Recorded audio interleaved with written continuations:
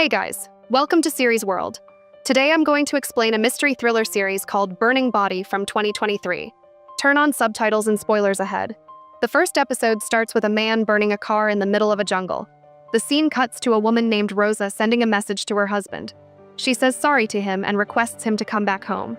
The scene changes to the husband Pedro, who also sends a message saying that he wants to come back too, but he can't get her involved in this mess. Back to Rosa, she's on the treadmill running. She's overdoing the exercise, and even the device is telling her to stop. But she stops only when her child calls for her from inside the house. Rosa gets on the bed with her daughter and sleeps for the night. In the morning, her dad comes with some stuff she needed. Rosa thanks her dad, and they start chatting about what's going on between Pedro and her. Her dad tells her to not blame herself as she has done everything she can. Rosa asks for an opinion from her dad about her going back to the job of police. Her dad assures her that she should go to the job as she's a strong woman. Rosa's daughter Sophia comes out of the house ready for school. Rosa's dad adores Sophia.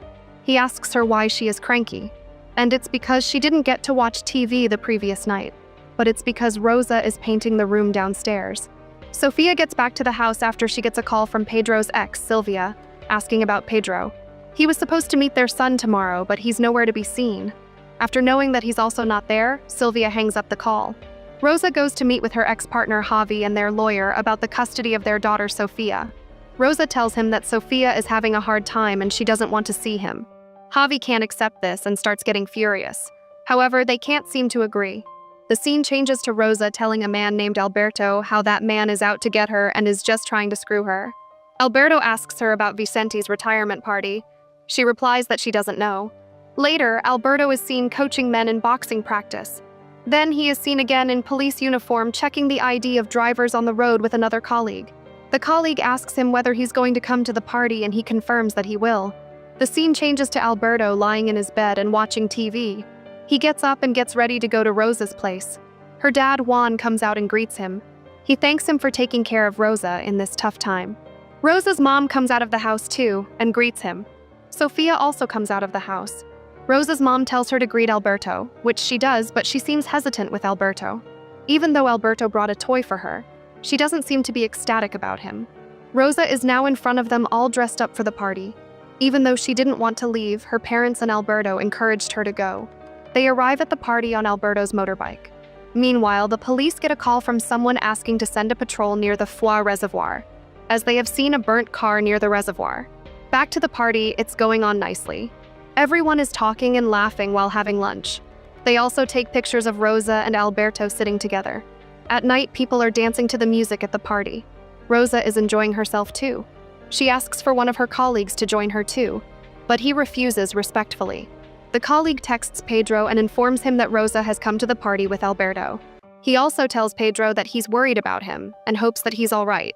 Meanwhile, the police arrived at the reservoir. They have found the car but haven't found any body inside. The officer on the call with them tells them to find the VIN of the car. While the party is going on full throttle, the police officers find the VIN but also find a body in the back of the car. Rosa gets out of the party and texts Pedro again, asking to fix everything. Meanwhile, Rosa's parents are wondering whether Pedro left Rosa for a younger girl. Sophia calls for them from inside and Juan gets up to check on her. Sophia tells him that someone is inside the house. Juan assures her that she just had a nightmare, and no one is downstairs. Still, Juan goes on and checks the doors. His wife comes up to him and informs him that Rosa has arrived. They greet Rosa and thank Alberto. After Alberto left, Rosa's parents also left for their house. Back to the investigation. The investigators aren't able to collect any DNA from the charred body. However, they can ID the owner of the car through the VIN. They get to know that it's a local police officer named Pedro. One investigator calls on Pedro's number, but it's switched off. She leaves a voice message informing him about the situation. They finally find a metal screw inside the burnt body. In the morning, the investigator named Esther goes to meet with Rosa. She asks her what's going on between her and Pedro. Rosa explains that she and her ex are fighting over the custody of their daughter. Pedro is quite dissatisfied with the situation. As a result, they argue a lot, and he leaves the house from time to time because of this, and comes back after calming down. Esther informs her that they have found his vehicle near Foix Reservoir. The vehicle was burnt and they found a body in the trunk. Esther asks her whether she would be able to come to the police station and identify the body. Rosa denies, saying she's on sick leave from depression, and her daughter also can't be here alone. Esther understands but asks her whether Pedro has undergone any back surgery. Rosa was able to keep her calm until now, but after hearing this, she broke down. She decides to go to the police station with her while her parents look after Sofia. Juan decides to tell Sofia about the incident himself. Inside the police station, they inform Rosa that the implant Pedro got during surgery matched the one they found.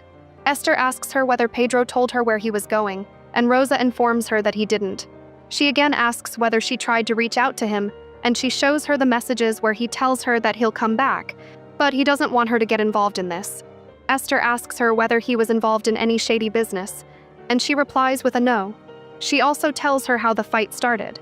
They were having some coffee and preparing taxes. It was a Tuesday morning. She expresses her disbelief, saying they just went to the clinic the other day as they are trying to have a baby. After coming back to the house, Rosa starts looking for Sofia. She finds her hurdled up inside the play tent. She tries to talk to her, but Sofia is just sobbing.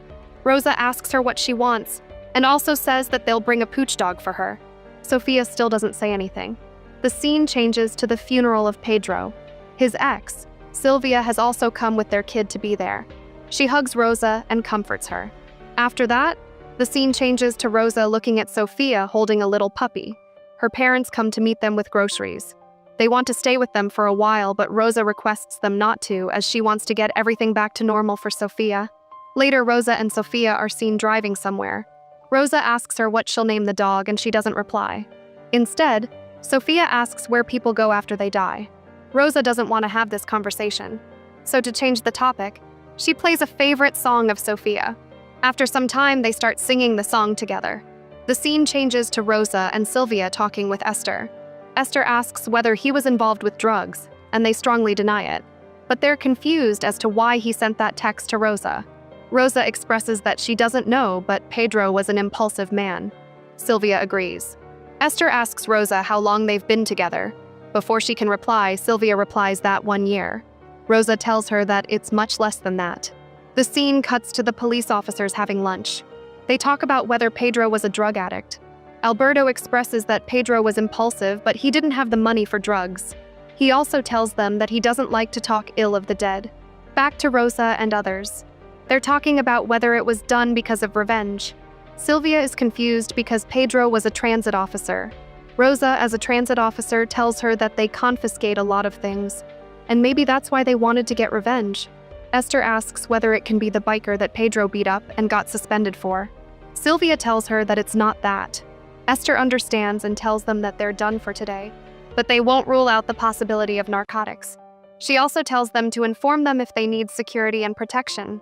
At night, Rosa and her colleagues are at her home talking about what could have happened to Pedro. Javi comes inside the house and Rosa gets furious. She asks him why the guards let him in, and he replies that they studied together at the police academy. Rosa is shocked that he still has the keys to the house after he just ran off one day. She makes him leave the house by screaming at him. After he left, she broke down crying on her colleague's arm. She expresses that she's just too afraid of what will happen. Her colleague hugs her and comforts her. In the morning, Rosa goes to Esther and tells her that it's Javi who did it. He even has the keys to the house. They wanted to change the house, but they couldn't. Moreover, Javi has the right to see Sofia. Esther asks whether she needs safety from Javi, and Rosa nods. The scene changes to Rosa's mom taking away the puppy from Sofia so that she can eat her sandwich.